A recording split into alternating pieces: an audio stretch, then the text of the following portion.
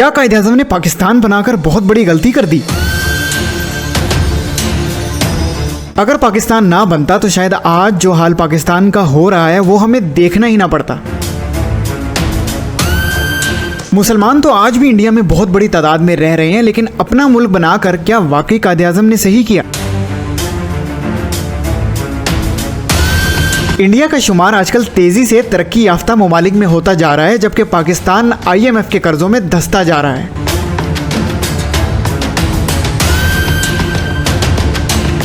तो हम 14 अगस्त पर किस आज़ादी को सेलिब्रेट कर रहे हैं?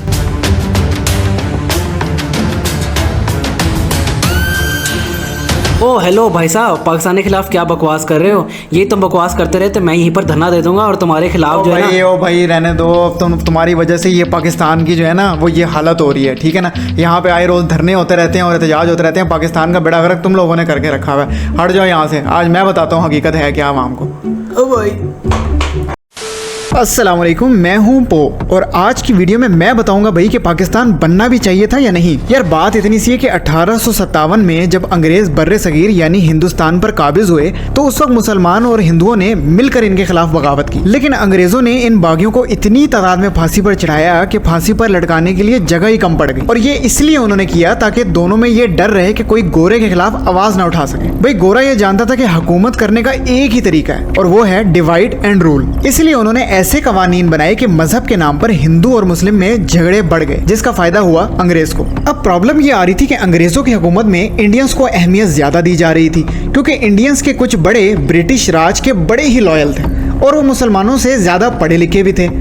और एक वजह यह भी थी कि मुसलमान और हिंदुओं में दराड़ भी डाली जा रही थी कि देखो हिंदुओं को तो अंग्रेज बड़ी इज्जत दे रहा है, जबकि मुसलमानों को अपनी पाँव की जूती समझता है। हालांकि असल में अंग्रेज दोनों को ही चूड़ा समझता था, क्योंकि कुछ अंग्रेजों ने तो क्लब और बार्स के बाहर ये तक लिख रखा था कि dogs and Indians are not allowed. खैर जब हालात ज्यादा खराब होने लगे तो मुसलमानों के कुछ लीडर्स ये सोचने पर मजबूर हो गए कि भाई कल को मुसलमानों का होगा क्या, ना इनके पास अच्छी तालीम है, ना इनको अंग्रेज नौकरियां दे रहा है, चलो इंडियंस को तो फिर अंग्रेज के सरकार में मौके मिल रहे हैं। और इसी चीज को देखते हुए सर सैयद अहमद खान ने 1857 से 1898 तक सख्त मेहनत की और अंग्रेजों को बोला कि भाई अगर आप एक बार फिर बगावत से बचना चाहते हैं ना तो मुसलमानों को भी उनका हक दीजिए और उन्हें सरकार में नौकरियां भी दें। इसीलिए उन्होंने मोहम्मदन एजुकेशन कॉन्फ्रेंस वगैरह भी की और मुसलमानों से कहा कि तालीमी इदारे बनाओ और ज्यादा से ज्यादा तालीम हासिल करो। अबे यार तू फिर आगे अपना भाषण लेके, मेरे ख्याल से तालीम हासिल करने का कोई भी फायदा नहीं है। अगर उस टाइम मुसलमान जो है ना क्रिप्टो में इन्वेस्ट करते तो आजकल हमारी नस्लें खा रही होती, हम लोग ये ना करे होते। एक मिनट रुक यार, ये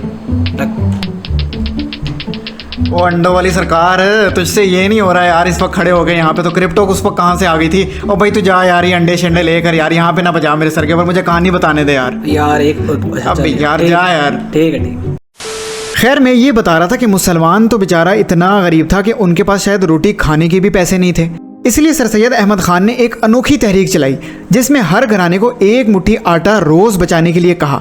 जब ये आटा एक महीने में इकट्ठा हो जाता तो सर सैयद अहमद खान खुद घर घर जाते और उसे बेचकर मुसलमानों के तालीमी इदारों पर लगाते और मुसलमानों को रोक के रखा कि किसी भी पार्टी का हिस्सा ना बने, जैसे ब्रिटिश या ऑल इंडिया कांग्रेस जैसी पार्टियां, और अपनी तमाम तर तवज्जो सिर्फ तालीम पर रखे। उसके बाद 1916 में लखनऊ पैक्ट भी हुआ, जिसमें हुआ ये कि ऑल इंडिया कांग्रेस वाले और मुस्लिम लीग वाले दोनों ने एक मुआहिदा किया कि हाँ भाई हम दोनों मिलके बैठेंगे और एक चीज के ऊपर चलेंगे और मुत्तफिक भी रहेंगे। लेकिन ये मुआहिदा भी कुछ टाइम ही चला और उसके बाद ये खत्म हो गया। उसकी वजह यही थी कि दोनों में ट्रस्ट लेवल ही कोई नहीं था और ये बात भी हकीकत होती जा रही थी कि भाई मुसलमान और हिंदू आपस में दोस्त हो ही नहीं सकते। ओ भाई अब तुम फिर मार्शियत उलूम लेके बैठ गए हो। हमने बचपन में जितनी मार्शियत उलूम पढ़ी है ना, अब उससे हमारी दिमाग की चटनी वैसी बन चुकी है। अब तू आगे हमारी दही बनाना शुरू कर। यार मेरी बात सुनो, तुम्हारा मसला पता है क्या है? तुमने बचपन में भी ना माशरती उलूम सही तरीके से पढ़ी नहीं है। अगर तुमने वाकई में ये पढ़ी होती ना, तुम आज अंडे ना बजा रहे होते यहाँ पे बैठ के। तुमने सिर्फ ये तूतनियाँ और बाजे बजाने जिसकी वजह से ना हम सारे इस वक्त जलील हो रहे हैं। तो भाई यार जा यार, तो यार मुझे बताने दे यार लोगों को यार बन्नी तू रहने दे भाई यार, तो जा यार मुझे हिस्ट्री बताने दे यार लोगों को। ये वो वक्त था कि जब मुसलमानों को वाकई में एक लीडर की सख्त ज़रूरत महसूस हो रही थी कि अगर हमें कोई लीडर ना मिला तो गोरे तो हमें छोड़ेंगे नहीं, ये इंडियंस भी हमें कहीं का नहीं छोड़ेंगे। इसी टाइम पीरियड में मौलाना जौहर की मुलाकात कायद-ए-आज़म से हुई, जो छुट्टियां गुजारने मुल्क से बाहर जा रहे थे, और उन्होंने कायद-ए-आज़म से रिक्वेस्ट की कि प्लीज मुसलमानों की पार्टी का हिस्सा बने और कुछ करें। लेकिन कायद-ए-आज़म ने कहा कि मैं एक शर्त पर पार्टी का हिस्सा बनूंगा, पहले आप लोग एक साइड पर हो जाएं और आप अंग्रेजों से या हिंदुओं से अपनी लॉयलिटी को खत्म कर दें। इसलिए अब वक्त आ गया कि आप भी अपने ही बारे में सोचें। मौलाना जौहर मान गए और यूं कायद-ए-आज़म मुस्लिम लीग का पार्ट बन गए और यहाँ से मुसलमानों को कुछ रास्ता दिखाई देने लगा और उम्मीद बनने लगी। उसके बाद 1913 से 1939 का एक नया दौर शुरू हुआ, जिसमें कायद-ए-आज़म ने मुसलमानों के लिए एफर्ट शुरू कर दी। इल्लामा इकबाल जैसे अजीम लीडर ने अपनी कौम को बेदार करने के लिए बेहतरीन किस्म की शायरी की और कायद-ए-आज़म जैसे लीडर का साथ भी दिया। 1928 में एक जगह दौरान तकरीर कायद-ए-आज़म ये कहकर रो दिए कि अब हिंदू और मुसलमान एक साथ रह ही नहीं सकते, उनकी यूनिटी अब सवालिया निशान बन चुकी है। और नेहरू जैसे लीडर उस पर जल्दी का काम भी कर रहे थे। हालांकि कायद-ए-आज़म बहुत ही ज्यादा मजबूत आसाब के मालिक थे। हाय हाय हाय, क्या बात बता दी भाई, मेरे तो आंखों से आंसू, क्या मैं तो कहता हूँ कि दरिया बहना शुरू हो गया। लेकिन जब से मेरी ज़िंदगी में ये अंडे आए ना यार, कसम से, तो मैं कहता हूँ मेरी तमाम परेशानियाँ हल हो गई। यार तुम्हारी हर बात अंडों से शुरू होती है और अंडों पे खत्म होती है। क्या यार, बहुत ही कोई फजूल किस्म की आवाम हो चुकी है हमारी। बात यहाँ पे सीरियस हो रही है और तुम्हें अंडों की पड़ी हुई है। ओ भाई साहब, जान छोड़, एक दफा इस्तेमाल करके जान छोड़ दे भाई यार मेरे, जा यार। 1937 में इलेक्शन हुए, जिसमें मुसलमान बुरी तरह इलेक्शन हारे और गवर्नमेंट ना बना सके, लेकिन पंजाब और बंगाल में उन्हें सपोर्ट हासिल हुई। हिंदू मुसलमानों पर तंज करने लगे कि हाँ भाई किधर गए मुस्लिम लीग वाले। नफरत इस हद तक बढ़ गई थी कि मुसलमान अगर किसी बर्तन में पानी भी पी ले तो हिंदू ये कहकर उसे तोड़ देता था कि भाई ये तो छूत हो गया। मुसलमान इबादत करते तो उनको तंग किया जाता और स्कूल्स को मंदिरों में कन्वर्ट कर दिया गया और कहा कि भाई मुस्लिम ज्यादा से ज्यादा अपने बच्चों को यहाँ पर भेजें। 1939 शुरू हुआ और वर्ल्ड वार 2 स्टार्ट हो गई। ऑल इंडिया कांग्रेस ने रिजाइन कर दिया क्योंकि ब्रिटिश ने इंडियन कांग्रेस को गैर जरूरी तौर पर वर्ल्ड वार 1 का हिस्सा बनाने की कोशिश की और दोनों में इख्तलाफ पैदा हो गया। जैसे ही उन्होंने रिजाइन किया, कायद-ए-आज़म ने कहा कि बेटा जी अब आया ना ऊंट पहाड़ के नीचे, और मुसलमानों से कहा कि भाई हम इस दिन को यौम निजात के तौर पर बनाएंगे। यहाँ से मुस्लिम लीग को ऐसी पॉपुलैरिटी मिली कि मैं कहता हूँ मजा ही आ गया। कायद-ए-आज़म ने देखा कि भाई वक्त आ गया कि अब दुनिया को बता दें कि भाई हमें अपना मुल्क चाहिए, और 1940 में लाहौर में उन्होंने करारदाद पाकिस्तान पेश कर दी। करारदाद पाकिस्तान पेश करते बाद ही इंडियन मीडिया ने बहुत ही मजाक बनाया और बहुत बड़ी बड़ी सुर्खियां लगाई कि हाँ भाई रेजोल्यूशन पाकिस्तान। जब कोई मुसलमान पाकिस्तान का नाम भी लेता तो हिंदू और नॉन मुस्लिम उस पर हंसते और मजाक उड़ाते कि ये तो दीवाने का ख्वाब है। और यकीन करें कि ये तंज भी अल्लाह ताला ने मुसलमानों के हक में कर दिया और ये वर्ड इतना मशहूर हुआ कि आज इसे पाकिस्तान रेजोल्यूशन डे के नाम से जाना जाता है। जब यहाँ से मुस्लिम लीग का उरूज शुरू हुआ तो 1940 में गांधी ने कायद-ए-आज़म को मनाने की बड़ी कोशिश की कि भाई मान जाओ और पाकिस्तान पाकिस्तान कहना छोड़ दो, तुम्हें प्राइम मिनिस्टर बना देते हैं, तुम्हें सेक्रेटरी जनरल बना देते हैं, जो कहो दे देंगे, लेकिन ये पाकिस्तान पाकिस्तान की रट लगाना छोड़ दो। कायद-ए-आज़म ने कहा कि ठीक है मान लेते हैं तुम्हारी बात, लेकिन ये बताओ कि इन फ्यूचर अगर हम दोनों एक हो भी जाएं तो क्या कांग्रेस इस बात को लेकर हमारे मुतालबात यानी हम मुसलमानों के मुतालबात को मानेगी? तो गांधी ने कहा कि भाई मैं तो कांग्रेस का इस वक्त मेंबर नहीं हूँ, इस बात की गारंटी नहीं दे सकता, लेकिन आपको जो चाहिए वो मिल जाएगा। तो फिर कायद-ए-आज़म ने कहा कि जब नहीं मिलेगा तो फिर अस्सलाम वालेकुम।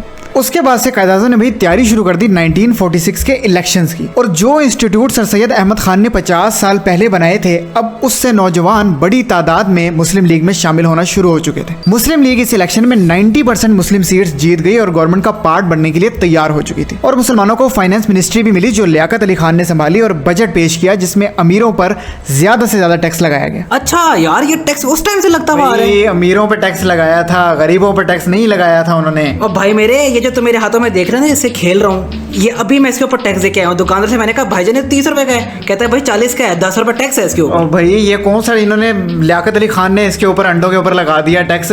यार तो जा यार, ये मुझे यार अपनी यार वीडियो कंप्लीट करने दे यार, मैं खत्म कर रहा हूँ बस यार ये वीडियो। कर ले भाई। फिर शुरू हुआ 1947 जो कि खुशियों के साथ साथ गम की दास्तान भी छोड़ गया।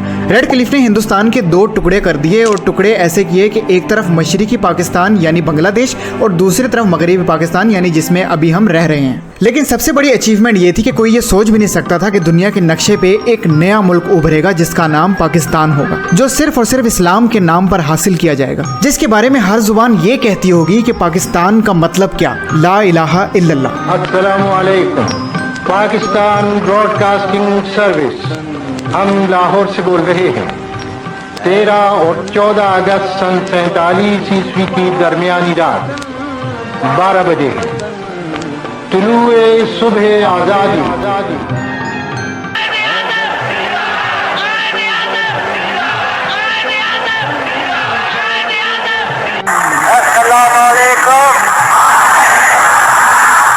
लगता था कि अब जैसे सब कुछ ठीक हो जाएगा, लेकिन तारीख में दुनिया के सबसे बड़ी 1.5 करोड़ लोगों की हिजरत हुई, जिसमें हिंदुस्तान से मुसलमान अपना घर बार, अपने रिश्ते, अपनी जायदादें सब कुछ छोड़कर सिर्फ पाकिस्तान के लिए लुटे पुटे चल पड़े। जिसको रेडी मिली रेडी पर चल पड़े, जिसको बैलगाड़ी मिली वो बैलगाड़ी पर चल पड़ा, और जिसको कुछ ना मिला वो पैदल ही चल पड़ा। लेकिन गम सिर्फ ये ना था, सिखों को उकसाया गया, खून खराबा हुआ, मुसलमानों के घरों पर हमले शुरू हो गए, आग लगा दी गई, अपने ही घर वालों के सामने इज्जतें लुटी, लोगों ने अपनी इज्जत बचाने की खातिर खुदकशियां की। यानी तारीख में इतने बड़े लेवल पर कत्लो गारत हुआ कि जब हिंदुस्तान से ट्रेन आती तो उसमें सब मुसलमान शहीद करके पाकिस्तान भेजे जाते, और इसी तरह पाकिस्तान से भी हिंदुओं को मार कर ट्रेन वापस भेजी जाती। यानी एक दूसरे में बदले की आग में कितनी ही कीमती जानें हाथ से चली गई। तकरीबन सिर्फ 10 लाख मुसलमान शहीद हो गए, और ये सब कुछ सिर्फ इसलिए हुआ क्योंकि मिसमैनेजमेंट थी, सिक्योरिटी नहीं थी, और जब एकदम ऐलान हुआ तो कुछ समझ न आया और बगैर किसी प्लान के जिसका जो दाव लगा उसने लगाया। कहते हैं कि जब पाकिस्तान गवर्नमेंट के लोग पाकिस्तान में आए तो हाल ये था कि बजट पेश करने के पैसे तक न थे, फाइल्स में लगाने के लिए पिन न थी, फाइल में कांटे लगा लगा कर फाइल्स को बंद किया जाता। लेकिन शायद अल्लाह ताला ने इस मुल्क के लिए कुछ और ही सोच रखा था। लियाकत अली खान जैसे लोगों ने अपने घर सरकार को दे दिए, नवाबों ने हर जगह से सपोर्ट की, तब जाकर ये मुल्क अपने पैरों पर खड़ा हुआ और दुनिया को बताया था कि आज से हम हिंदुस्तान की बजाय पाकिस्तान हैं, हम एक इस्लामी रियासत हैं, और हम पंजाबी, पठान, सिंधी या बलोची नहीं है, लेकिन सिर्फ पाकिस्तानी है। पाकिस्तान जिंदाबाद यार, क्या बात है, मतलब मज़ा आ गया। मुझे वैसे इतनी हिस्ट्री तो नहीं पता थी। भाई तुम इस अंडों और बदोबदी जैसे ट्रेंड से बाहर निकलो तो तुम्हें कुछ पता लगे ना। ये क्या कर रहे हो यार? ये रख रहा हो ना, और क्या कर रहा भाई? अभी रुक जाओ यार, एक मिनट पहले ख़त्म तो होने दो वीडियो को। ओह अच्छा। इतनी बड़ी तारीख बताने का मकसद सबसे पहले यह था कि सबसे पहले ये समझो कि ये मुल्क आपको प्लेट में रखकर नहीं मिल गया। इसके लिए हमारे बड़ों ने अपना माल, अपनी औलाद, अपनी जान सब कुछ कुर्बान कर दिए, क्योंकि वो ये जानते थे कि अगर हम हिंदुस्तान में रहे तो वो सिर्फ और सिर्फ एक अकलियत की हैसियत से ही रहेंगे।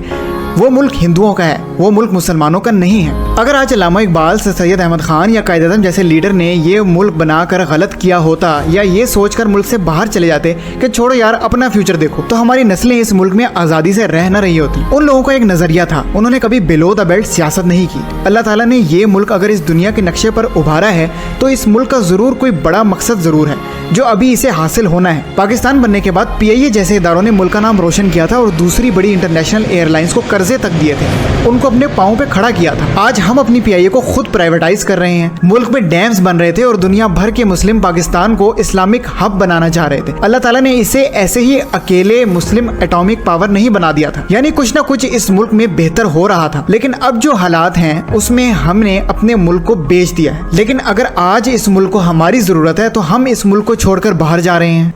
तो भाई क्या करें, हम लोग मर जाएं, यहाँ पे तो हमें कुछ मिलने वाला नहीं है। ये है कि अगर हम बाहर जाएंगे तो सिर्फ अगर कूड़ा भी उठाए ना तो कुछ ना कुछ लाखों रुपए हम अपने घर भिजवा देंगे। यार यही तो सोच है ना तुम लोगों की, यही तुम्हारी सोच का मसला है। तुम बाहर जाकर पैसों के खातिर कूड़ा उठाने के लिए तैयार हो, लेकिन अपने मुल्क के लिए कुछ करने के लिए रेडी नहीं हो।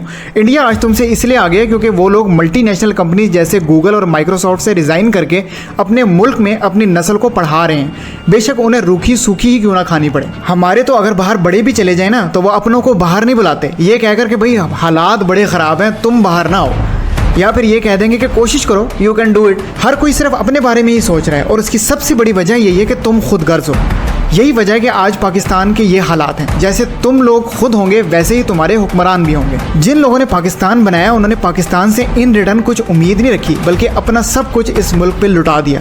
बदोबदी को कभी तुम मशहूर करते हो तो कभी तुम प्रोग्राम को वाड़ देते हो। हमारी ड्रामा इंडस्ट्री LGBTQ जैसे कंसेप्ट को मशहूर करने में मसरूफ़ हुई हुई है और हमारी यूथ सिर्फ शॉर्टकट के चक्कर में लगी हुई। इस मुल्क को हमारी ज़रूरत है।